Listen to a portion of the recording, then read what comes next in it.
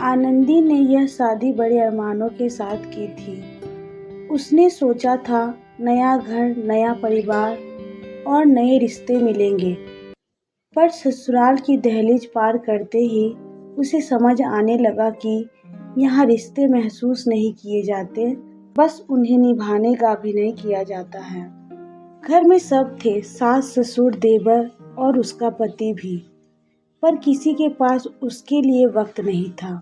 वो सुबह से रात तक घर संभालती, सबकी पसंद का खाना बनाती, सबकी ज़रूरतों का ख्याल रखती, पर जब वो खुद थक जाती तो उसके हिस्से में बस चुप्पी आती।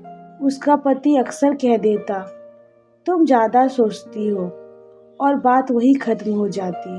धीरे धीरे आनंदी बीमार रहने लगी, कमजोरी बढ़ती गई, चेहरे की रौनक उतरने लगी। पर ससुराल में इसे भी नाटक कहा गया। एक दिन उसकी तबीयत बहुत बिगड़ गई। उसे अस्पताल ले जाया गया। डॉक्टर ने साफ कहा, हालत गंभीर है, परिवार को बुला लीजिए। उसके पति ने सिर हिलाया, पर उसके मायके में किसी को खबर नहीं दी गई। उन्होंने सोचा बेवजह हंगामा होगा, क्योंकि शादी को कुछ ही दिन हुए थे और उनकी लड़की की ये हालत वे लोग कभी बर्दाश्त नहीं कर सकेंगे। आनंदी बार बार धीमी आवाज में, मम्मी को बुला दीजिए, पापा से एक बार मिलना है।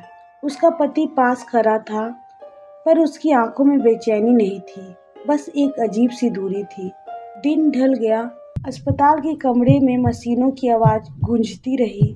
आनंदी की आखिरी ख्वाहिश बहुत छोटी थी। वो मरने से पहले अपने अपनों को देखना चाहती थी, उनकी सूरत अपनी आंखों में भर लेना चाहती थी। वो दरवाजे की तरफ देखती रही। हर आहट पर उसकी पलकें उठती रही। उसे लगता अब आए होंगे, अब कोई पुकारेगा आनंदी, पर दरवाजा नहीं खुला।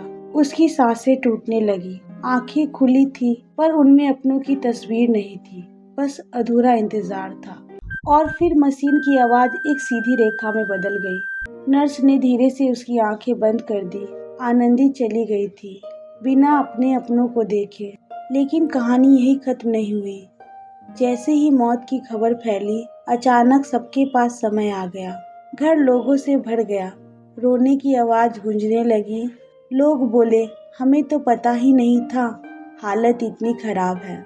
उसका पति भी जोर जोर से रोया। सास ने लोगों से कहा, हमने तो बहुत कोशिश की, पर सच ये था जीते जी उसके लिए किसी के पास एक घंटा नहीं था, और मरने के बाद सबके पास पूरा दिन था। आनंदी की यह कहानी दुनिया से बस एक ही सवाल पूछती है कि क्या मौत के बाद के आंसू जीते जी दी गई दर्द की जगह ले सकता है? क्या वह उस वक्त को वापस ला सकता है जो उस व्यक्ति को कभी मिले ही नहीं?